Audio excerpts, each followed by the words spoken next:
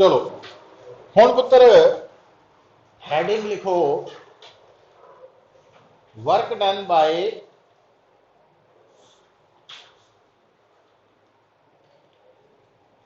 Variable force.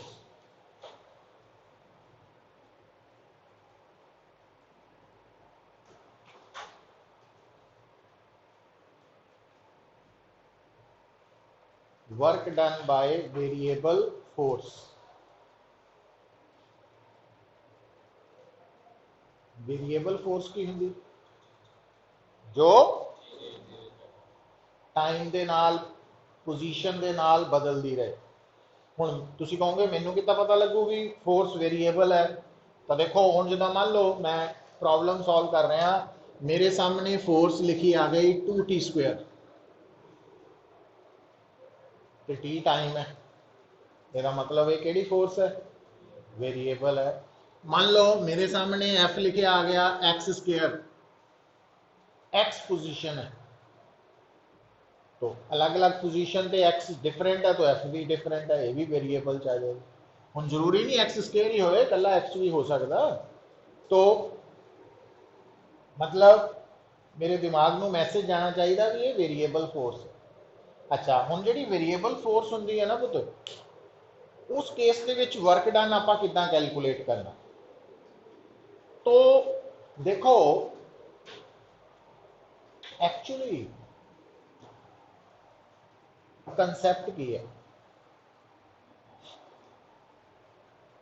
Work done नूं calculate करन दा जिहड़ा बेसिक फार्मूला वो मैं कल लिखिया सी तुहाडे सामने, एफ एस कॉस थीटा लिखिया सी, पर नाल मैं एक गल कही सी कि ये वर्क डन का जिहड़ा फार्मूला है एफ एस कॉस थीटा या dot product of force and displacement, ये एफ कांस्टेंट है। कांस्टेंट का मतलब वो पूरी डिस्प्लेसमेंट च हर जगह पे सेम रही फोर्स, वो बदली नहीं, है ना। अच्छा हुण हुंदा की है पुत्र, देखो हुण तुहानूं कोई कहे कि तुसी अपनी जगह बदलो, हुण जिद्दां मैं इत्थे खड़ा, हुण जदों मैं जगह बदलनी है तो जिस वक्त मैं इत्थे सी तो जदों मैं इत्थे पहुंचिया तो टाइम चेंज हो गया। मतलब किसी भी चीज़ नूं चेंज होने लई टाइम लगता वा, तो ये नहीं होंदा भी इको टाइम पे दो अलग अलग बदल चुकी है, इदां नहीं होना। किसी भी चीज़ नूं बदलण लई टाइम लगना वा, क्योंकि टाइम हर पल बदल रहा, चेंज हो रहा। हुण मान लो थोड़े सामने आ एक रस्ता वा, ठीक है। हुण जदों बॉडी इत्थे है ए ते है, तो मान लो ये फोर्स लग रही है एफ ए, ठीक है। तो जदों ये बॉडी बी ते पहुंची, ये फोर्स बदल के एफ बी हो गई, है ना, यही होगी। इसका मतलब इस रस्ते च फोर्स की है? वेरिएबल है। पर हुण इधर आओ, हुण ए और बी, ए तो बी जाने लिए कुछ डिस्टेंस, मतलब फाइनाइट डिस्टेंस या डिस्प्लेसमेंट कवर हुई है ना, ठीक है। हुण ये जिहड़े दो पॉइंट्स है ये काफ़ी दूर है, काफ़ी दूर का मतलब फाइनाइट डिस्टेंस अपार्ट है। हुण तुसी एक पॉइंट आ मनो ते एक पॉइंट आ मनो पी ते क्यू।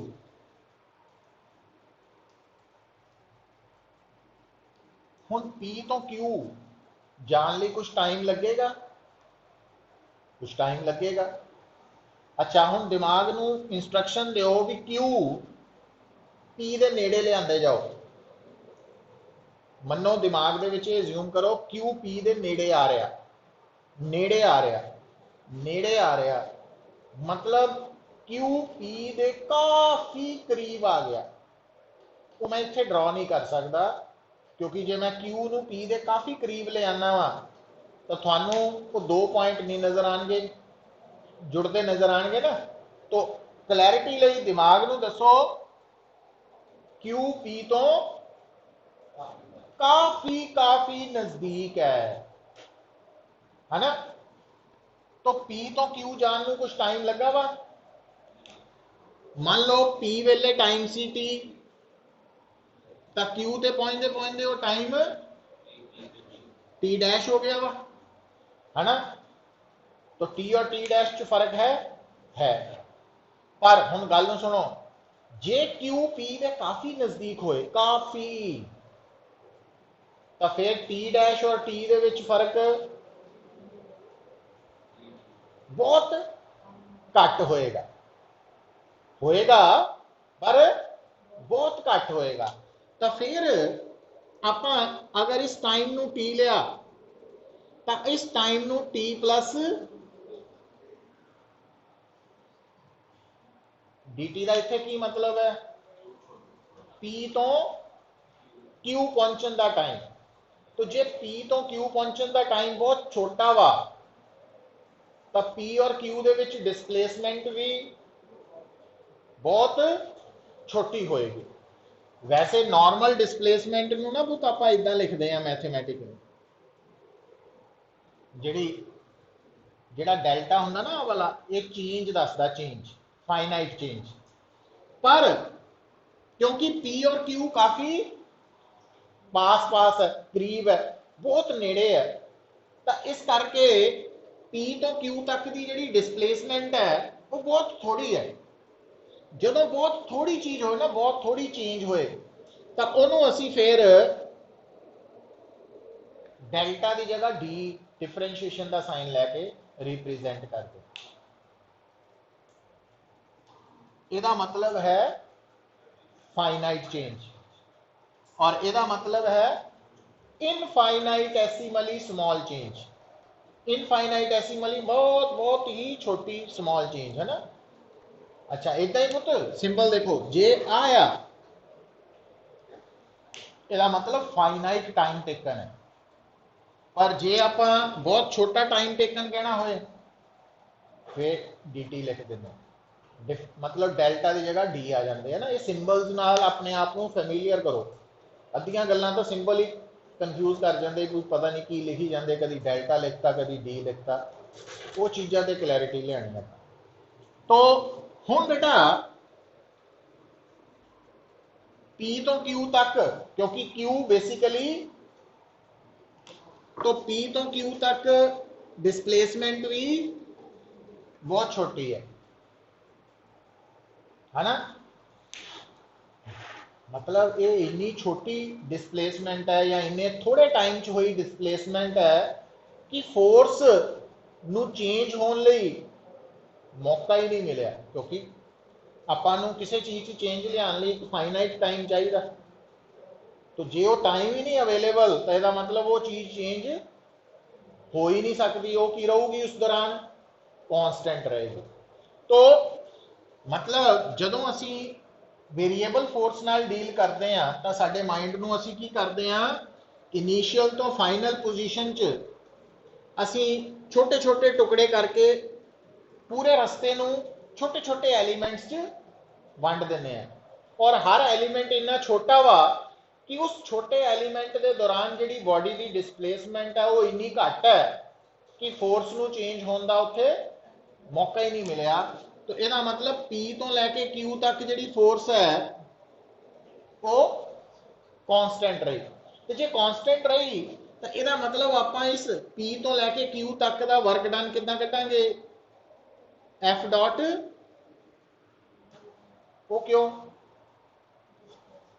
क्योंकि फोर्स की है इत्थे कांस्टेंट है। पर ये वर्क डन पूरा नहीं है, ये छोटा वर्क डन है। तो पूरा वर्क डन कढ़न लई की करांगे आपां इहनूं इंटीग्रेट कर देना। हो गया? ये लिखन का तरीका समझाया, किसी ने पूछना नहीं थानू, पर थानू पता होना चाहिए। जदों भी पुत वो भी मैं दसना, लिमिट्स का सिचुएशन ने आनी है, दसनी है, बट जी गल आप सीखनी है वो की है, जदों भी जिथे भी work done bye variable force आना, उत्थे असी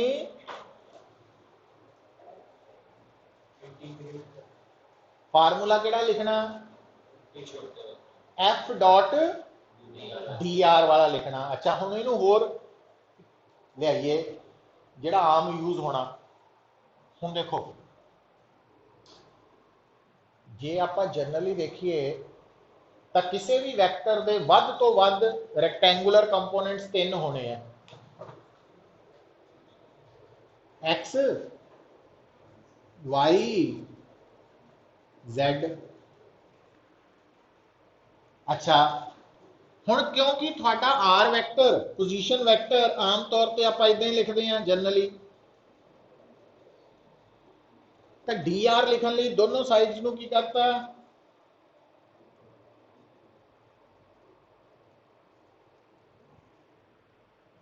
तो जो हम एफ डॉट डी आर करेंगे तो एक्स नाल एक्स कंपोनेंट, वाई नाल वाई, जेड नाल, तो यदा मतलब वर्क डन कड्ढण दा फार्मूला की बन गया,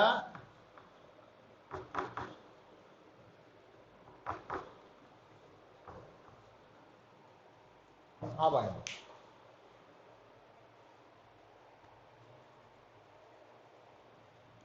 यदा मतलब थानू टोटल वर्क कड्ढण लई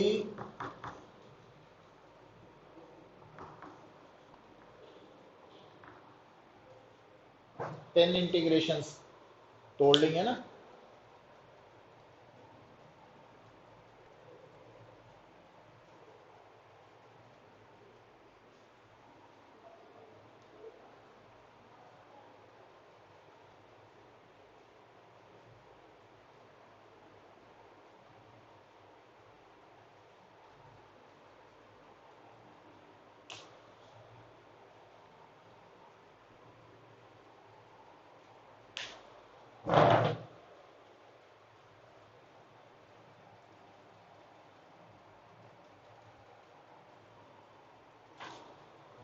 लग गया पता? यदा मतलब की होया, हुण लिखो numerical,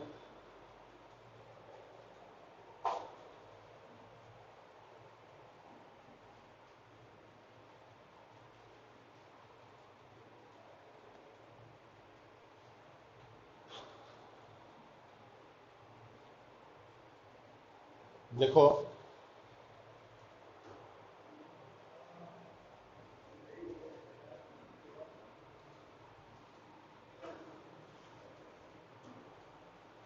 an object is moving from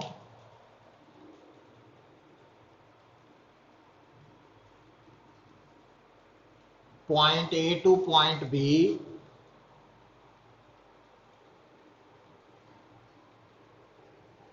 under the effect of force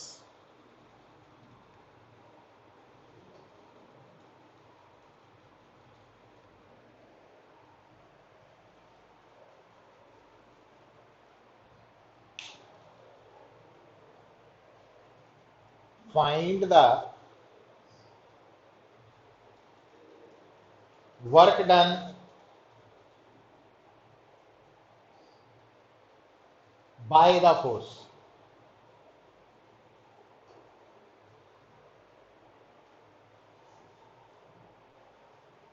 की करूंगे पुत?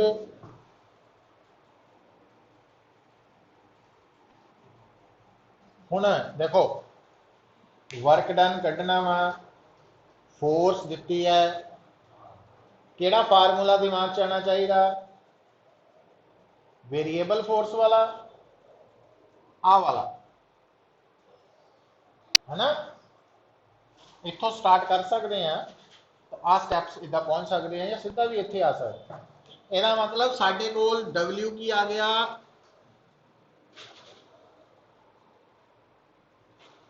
आ देखियो पुत एफ एक्स कितना वा एक्स, एफ वाई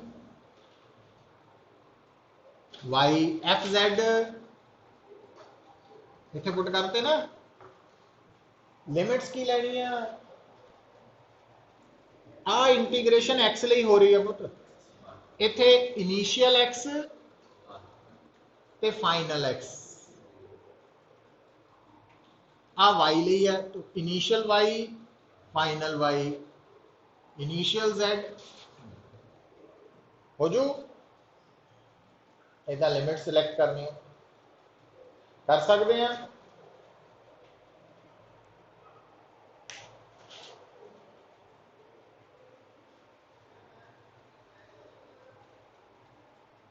है ना, हुण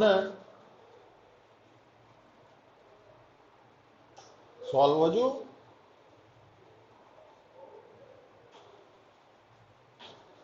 x square by 2 Y square by 2, ध्यान रखना वा।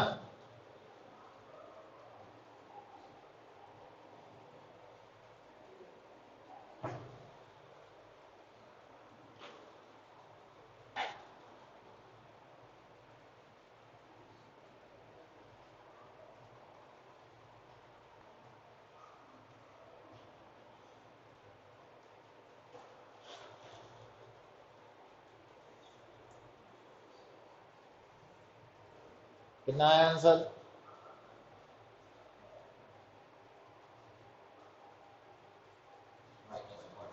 -0.5।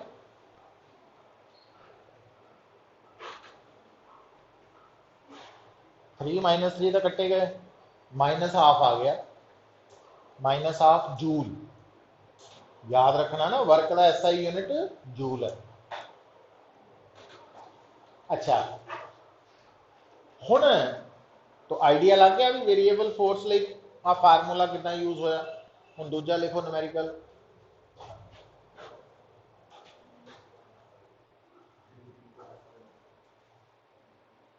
A body is moving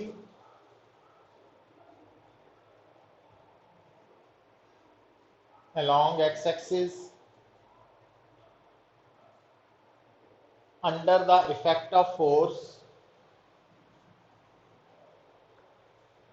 along x-axis under the effect of force, F is equal to 3x from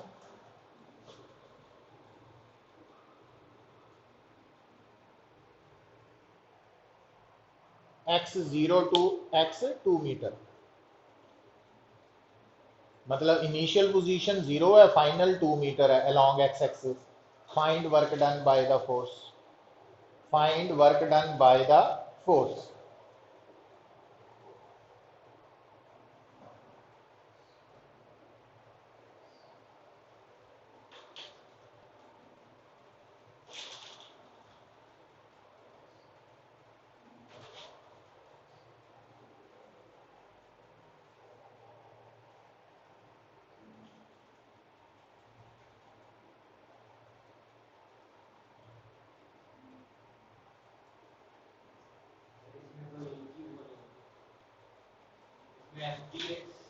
हुण समझ जाओ गल, सुनो पुत। क्योंकि ये one dimensional along X axis है, ਇਹਦਾ मतलब आ कंपोनेंट्स एग्जिस्ट नहीं करने, तो सिर्फ आ ही रहे ना फार्मूला, है ना।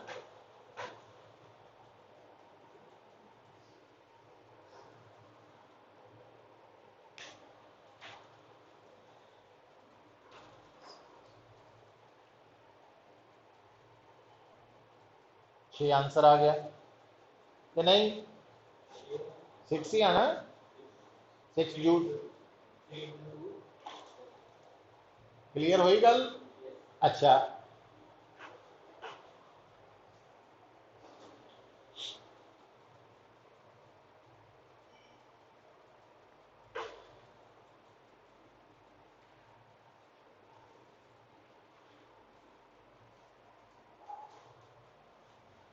हुण एक होर लिखो numerical,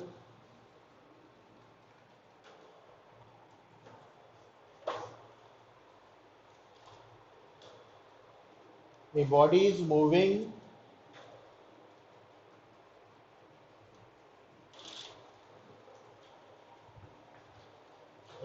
is moving along x-axis under the effect of force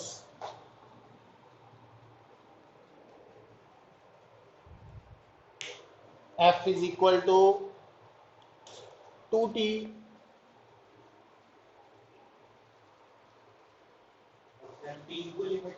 है। नहीं मैं दसना पुत्र, from initial position x is equal to 1 meter to x is equal to 3 meter.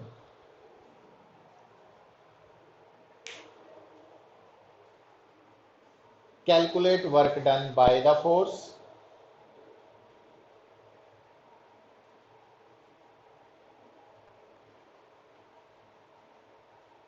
given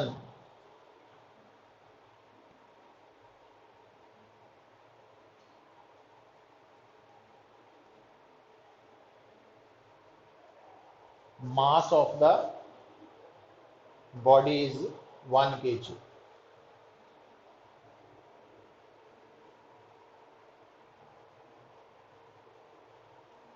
ਇਹਦਾ मतलब क्योंकि मोशन किधर ਨੂੰ हो रहा है पुत्र, तो आ वाला पोर्शन तो एग्जिस्ट, तो आ ही रह गया। ਇਹਦਾ मतलब फार्मूला तो साडे कोल है, लिमिट्स की है 1 to, पर आह 1 to 3 है, पर फोर्स आही है। इन्हें हुण काम गड़बड़ करता, पता क्यों, जदों ना आपां इंटीग्रेट करते हैं तो आ वाला वेरीएबल ते इंटीग्रैंड, इनू इंटीग्रैंड कहने हैं, ये दोनों सेम होने चाहिए नेचर। हुण ये टाइम है, ये एक्स है, या तो आप डी एक्स नू डी टी च कन्वर्ट करिए या आप टी नू एक्स च कन्वर्ट करिए, है ना। ਇਹਦਾ मतलब फिर की सोचा जाए, तो सोचना की है, हुण असी आ करना, तो क्योंकि फोर्स मास इंटू एक्सेलरेशन होंगी पुत, मास इंटू एक्सेलरेशन ही फोर्स होंगी है, तो फोर्स का 2t दी है, मास 1 दिता वा, ਇਹਦਾ मतलब dv by dt 2t है, तो dv आ गया 2t dt। हुण आप इनू इंटीग्रेट करो, तो velocity is equal to 2 into v आ गया t स्क्वायर,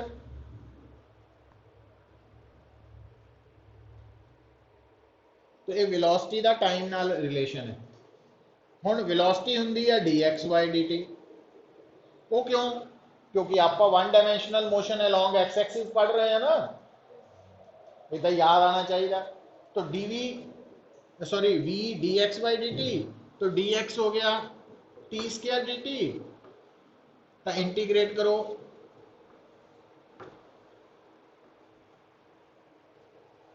तो x हो गया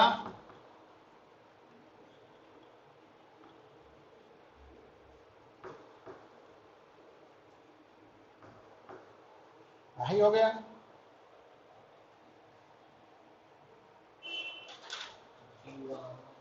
तो इत्थे पुट करना पैना t की वैल्यू, है ना। तो हुण 2 इंटू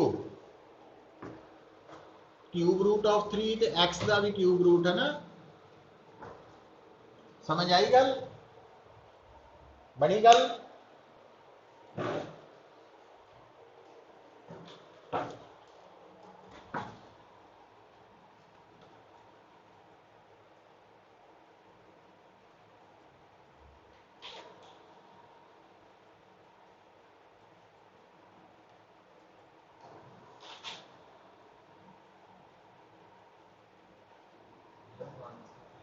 है। हाँ 1 तो 3, 2 लिखता ना, 3 लिमिट, वो ठीक है। हो जो इंटीग्रेशन,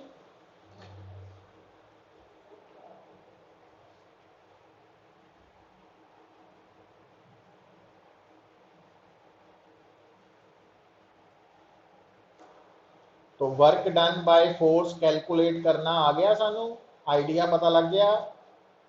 तो अगर पुत्र फोर्स वेरिएबल है तो 3D च है, फिर वर्क डन कितना कढ़िया सी आपां, 3 इंटीग्रेशंस ऐड कीतियां सी। पर जे मान लो फोर्स या डिस्प्लेसमेंट अलोंग एक्स एक्सिस है, फिर एक ही रहनी है एफ डी एक्स वाला ही, है ना।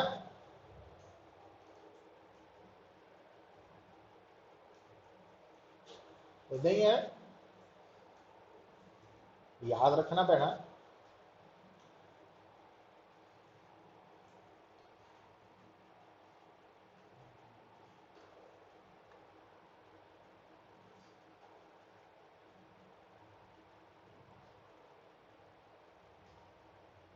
कितना हो गया टाइम?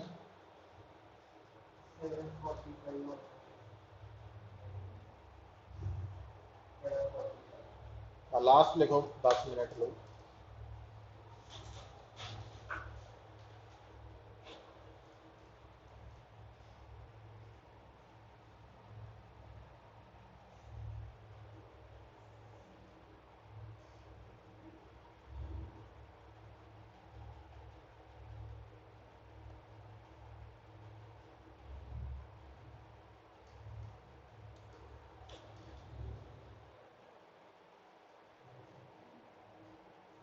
हुण लिखो बेटा,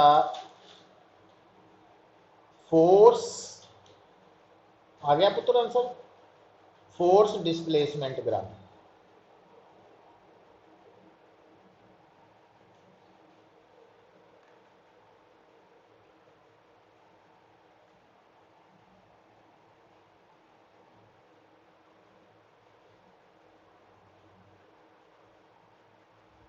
force displacement graph, F x graph भी कह दें। तो देखो बेटा, जेड़े ग्राफ्स है ना,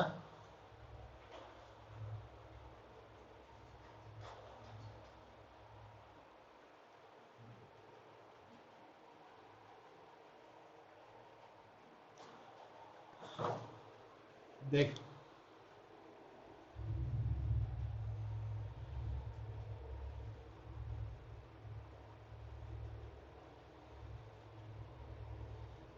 तो ये कांस्टेंट फोर्स ਲਈ है,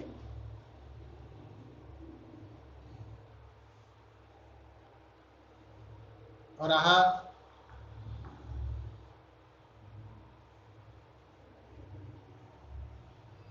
केड़ी फोर्स ਲਈ है?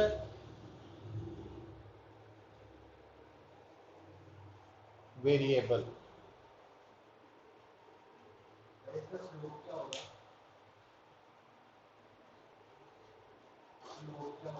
भी दसांगे।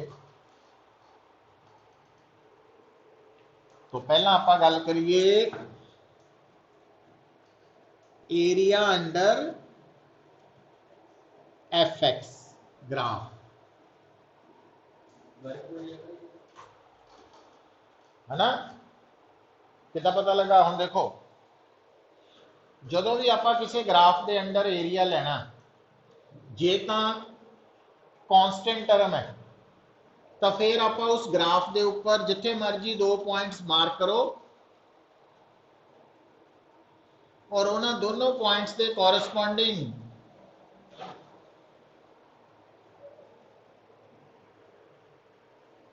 तो आ जिहड़ा एरिया वा,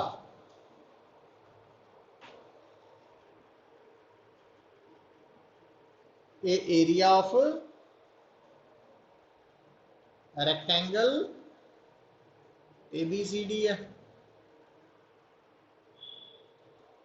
F इंटू x2 माइनस पता लगा?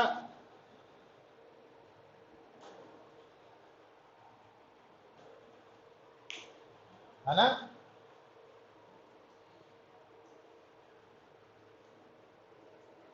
तो फोर्स डिस्प्लेसमेंट ग्राफ के अंडर एरिया की है वर्क।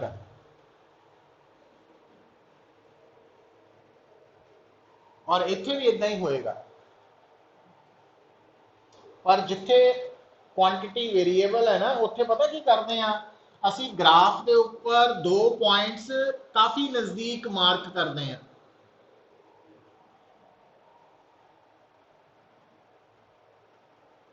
देखने को बी पॉइंट ए तो थोड़ा उच्चा लग रहा, लगता पे ना, बट दिमाग में यही दसना भी बी ए दे इन्ना नजदीक है, इन्ना नजदीक है, इन्ना नजदीक है कि बी और ए का लैवल आलमोस्ट सेम ही है। क्योंकि जे मैं वो बना देंदा फिर वो अलग नहीं सी नजर आने, इस करके थोड़ा दूर रखा, वो मजबूरी सी, है ना। तो हुण आ जिहड़ा एरिया वा, तो इनू सी है, इनू डी, आ एक्स है, तो आ x plus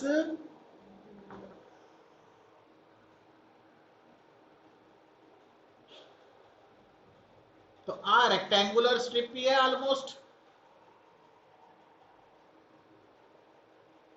area of rectangular strip A B C D, F D X मतलब स्मॉल वर्क डन है। तो ਇਹਦਾ मतलब जे आप इदा दियां होर स्ट्रिप्स भी बना लीए तो पूरा एरिया की दसो, टोटल वर्क डन, क्योंकि हर स्ट्रिप स्मॉल वर्क डन है, तो सारा एरिया सारिਆਂ ਦਾ ऐड करांगे वर्क डनस ਨੂੰ, तो टोटल बन जू। मतलब कहने का ये, चाहे F x graph force displacement graph constant force लई है, चाहे वेरीएबल लई है, area under the graph work done के बराबर है ना।